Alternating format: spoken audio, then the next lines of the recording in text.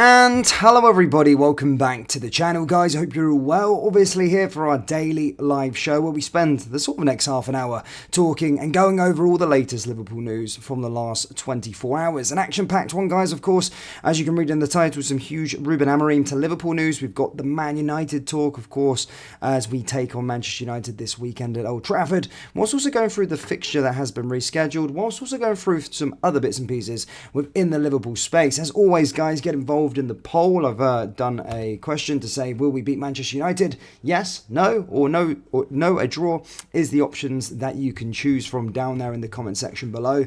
So as stated, get involved in the live chat. If you're watching on a replay, then do get involved in the comment section below as well. And let's talk first and foremost the game against Manchester United. Look, of course, currently still top of the table, Liverpool. Manchester United coming off the back of a poor, or not necessarily a poor defeat to Chelsea. Well, they kind of bottled it towards the end, so I would say it was poor. But again, the mid-table battle that they ended up losing in the last 83 seconds of the game once they held the lead. Just a quick disclaimer, there might be a bit of construction outside, just a little bit of soaring. It happens for about 3 seconds, so sorry about that. But yes, another must-win game for the Reds, of course. Going into this one, we're in a very, very healthy state. We're in a very, very good state in terms of our players coming off the back of several wins in a row now, of course, within the Premier League after losing to Manchester United last time out. And the same can't be said that for Manchester United since we last played them. They have been struggling with consistency and their form, drawing their first game back after the international break against Brentford before then losing to Chelsea. They also are currently in the midst of an injury crisis, which we touched upon yesterday, so I'm not going to bore you with that. But currently, of course, they are without a lot of defenders. Lindelof, Varane, Evans, Martinez. So it does seem as though they're only going to have Harry Maguire as their first team centre-back. That will be fit and available. I'm buzzing for the game, of course, as you always are, when we do up a go against Manchester United. And obviously, the most important thing at this moment in time for us is the victory. But of course, I would like to do a little throwback, of course, to the 7-0s. I would, of course, like to do a little bit of a throwback to the 2021-2022 season when we were winning those games 4-5-0 every single time. So I'm hoping so. I think this is probably the worst Manchester United have been in a very, very long time. So here's hoping that we do get the job done tomorrow. I'm just going to touch upon some other talking points, of course. There are other big games across the weekend. This is probably the standout. But of course, Manchester City are taking on Crystal Palace, and then Arsenal are up against Brighton. So our title rivals, of course, but as every time when you're in the title race, and as we have kind of been doing this season, you've got to expect that they're going to win, and we can't be dropping points. In terms of who's out for us at this moment in time, Alisson, Trent Alexander-Arnold, Diogo Jota, Stefan Bajcetic. However, they are all expected to return next week. However, this fixture, of course, will be too soon. Curtis Jones, of course, made a welcome return from the substitutes bench at Anfield, playing in the second half, and he played very, very well, and of course we'll be pushing to start on Sunday. And then of course Liverpool's injury outlook is improving all the time, with Wataru Endo expected to be back in contention after missing the Sheffield United game as well. But my predicted starting 11 for this clash, ladies and gentlemen, is as follows. In fact, actually, before I do get into it, get some score predictions down in the live chat, guys, and hit the like button. Most importantly, the like count has been absolutely fantastic so far since we've been doing these live shows, so please do hit the old like button and subscribe if you are brand new. So yes, my predicted lineup is as follows: Kelleher in goal, Gomez, Konate, Van Dijk, Robertson, Endo, Szoboszlai, McAllister, Salah, Diaz and Darwin Núñez. So yeah, that is my predicted lineup for Liverpool. My predicted lineup probably for Manchester United will be Unana, Wan-Bissaka, Maguire, Cambuala, Dalot, Maino, McTominay, Garnacho, Fernandes, and then for Højlund and Anthony, of course. Somehow he managed to score against us at Old Trafford in the last game. But as you can see, a very, very weak back line there for Manchester United going into this one. So here's hoping we do show that class and, yeah, go get the job done. Of course, we don't have the greatest record. If you look over the past 20 years going up against Manchester United, we have lost 12 times at Old Trafford and only winning on 5 occasions there. So you could probably say it is a bit of a bogey ground. Klopp has only won 4 out of 17 games away to Manchester United and Everton combined, so obviously we'll want to try and get rid of that poor sort of record and make sure that we register a win in this game, because it's absolutely crucial and absolutely pivotal towards our title ambitions in this upcoming season.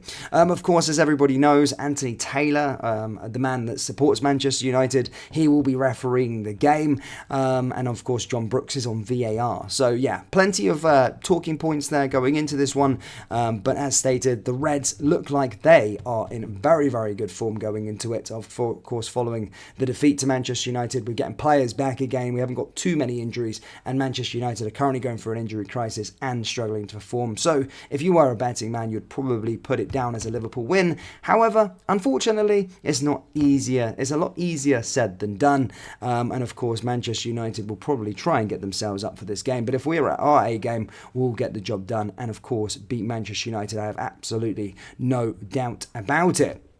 I'm obviously hoping Brighton can do us a turn, same with Crystal Palace, of course going into the games as well over the weekend. Now, of course, in terms of other Liverpool news, as stated, guys, there has been a match rescheduled. There's also a bit with regards to the Liverpool fans that are kind of divided over the Anfield ticket prices, as, of course, yesterday we announced that, or Liverpool announced, should I say, that season ticket prices would be hiking up a little bit. And yeah, as stated, as always, you're probably going to get some fans that are not happy with season ticket prices going up. And I can understand the fans, but then I can also understand the football club. So yeah, as you could probably imagine, everything is divided at this moment in time. Of course, there was a 2% increase in there. Of course, the spirit of Shankly basically came out and said there's been no meaningful consultation with supporters over this, and it was totally opposed by SOS and the majority of the supporters board. It doesn't reflect the discussions we had when they informed us of their plans. We are incredibly disappointed with Liverpool. Of course, Spinion Kopp also said at the time of record revenues, Liverpool won an extra £1 million from their loyal supporters, an amount that means little to the club but might mean everything to a supporter. So yeah, fans are sort of a little bit outraged, as you can probably imagine, but I do get, of course, that, you know, it is a business at the end of the day. I don't like to use that cliche saying, but of course, you know, with the sort of running costs of Anfield, I think they also said it's gone up over 40% in the last 5 years. So I do understand from the club's perspective at why they need to hike them up. It's still certainly one of the cheapest throughout the Premier League compared to some of the other sides. I think Manchester City did 5% hike, considering they don't sell out their ground is ludicrous to me. But yeah, I mean, in terms of what season ticket prices are, we are actually probably one of the lowest within the Premier League, or certainly out of the top 6. So I do get the little bit of a hike, but then of course I do get the fans. In terms of how they feel about it. Of course I do. So I do get both sides, and I understand the divide when it comes to those things. As stated, guys, our game against Tottenham, basically, our 2 fixtures, well, we've got a new date for the game against Tottenham. As stated, our clash against Tottenham in May has been pushed back as expected, but Jurgen Klopp's side have received an added bonus from the Premier League organisers. Yes, Klopp has 8 Premier League games remaining at Liverpool, and his penultimate match, home match in the competition is against Tottenham. This fixture has now been confirmed to take place on Sunday, May 5th, with kickoff scheduled for 4:30 p.m. UK time, which will of course be shown live on Sky Sports. Of course, it was expected, it was an expected fixture change, one that would have been needed should Liverpool, of course, qualify for the Europa League semi-finals, which takes place over 2 consecutive Thursdays, which is May 2nd and May 9th.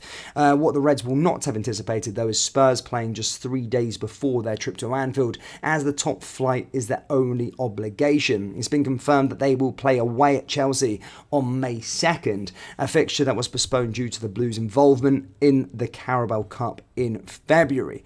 So yeah, Liverpool versus Tottenham has been rescheduled, and our games leading up to that match was West Ham away on April 27th. Should we get to the Europa League semi-final, that first leg will be played on May 2nd, and then of course we'll take on Tottenham on May 5th. So there you go, a bit of an update with regards to fixture rearrangements and the schedule change.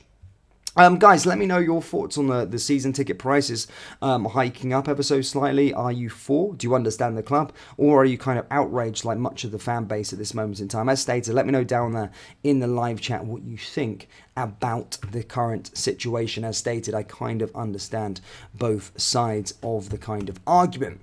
Now, moving into, of course, the main story of today, guys, is this man, Ruben Amorim. There always seems like it's a new update every single day with regards to him, of course, is the current favourite. And there's been a Portuguese journalist that we've been getting updates from recently here on this channel, because he is very reputable within Portugal, and even Sky Sports have started to sort of quote him as well.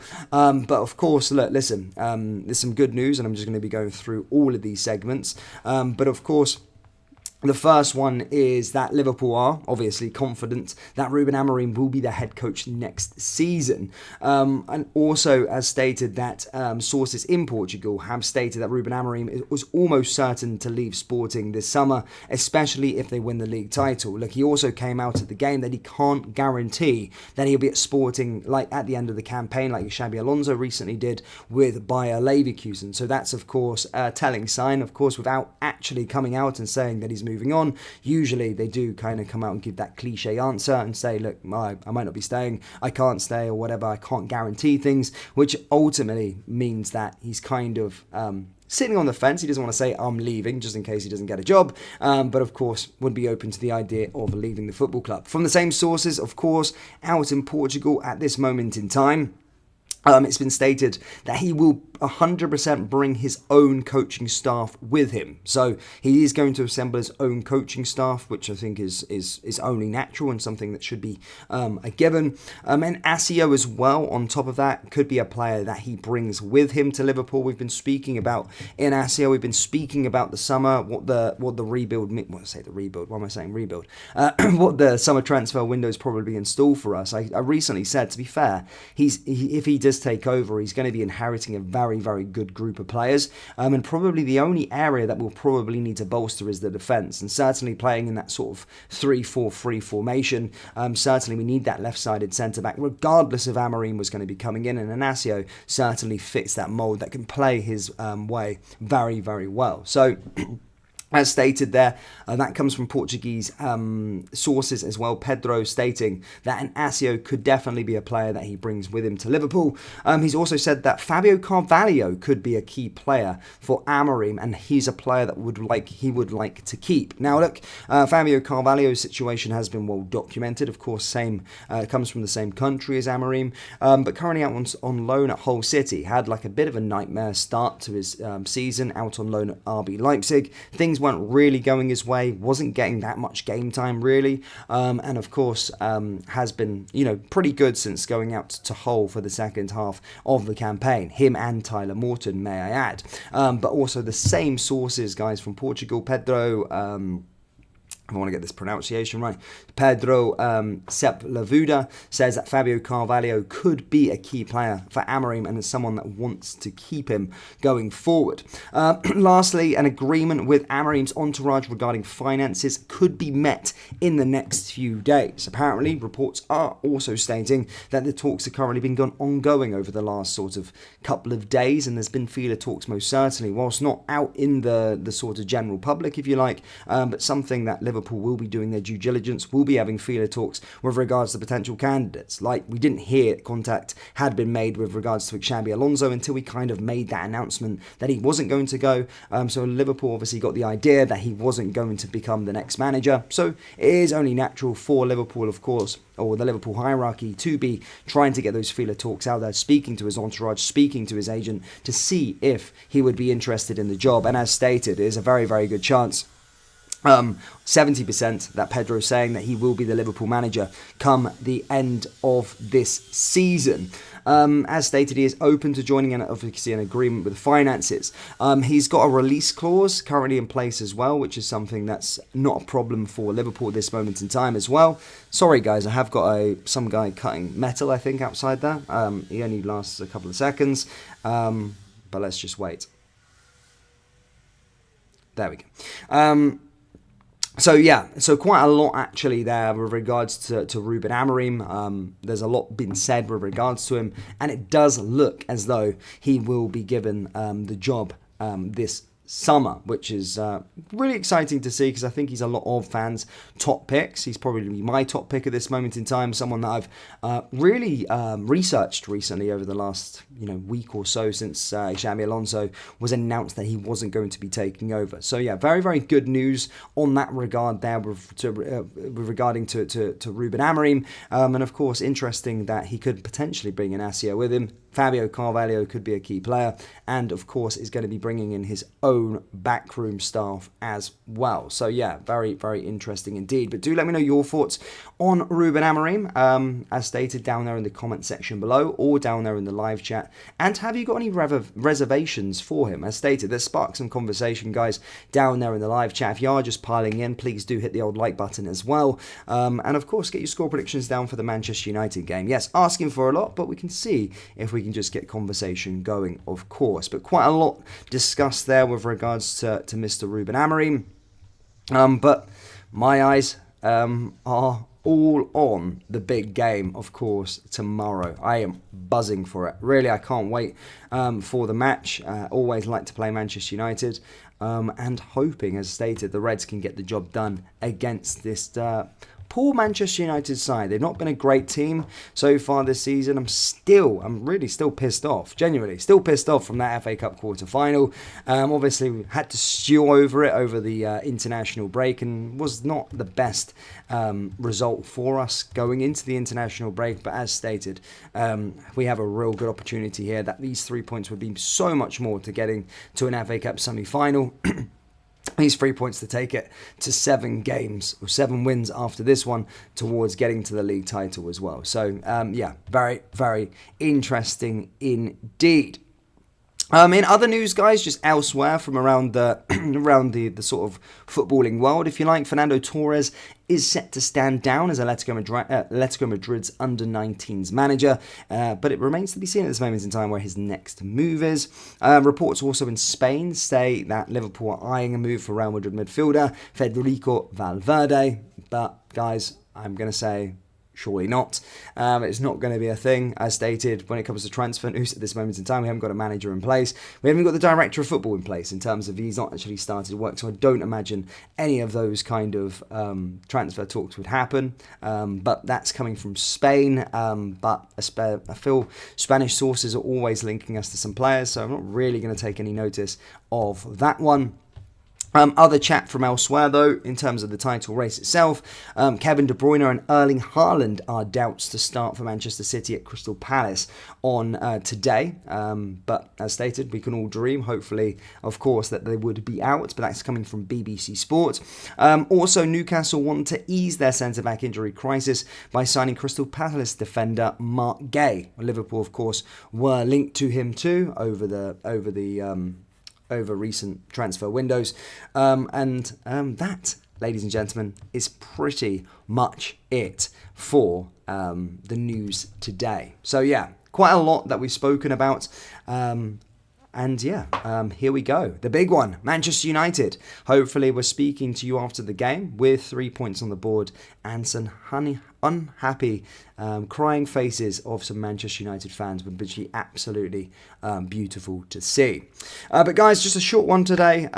Please do hit the like button, hit the subscribe button, and of course pile into the comments and let me know your thoughts. Thank you guys.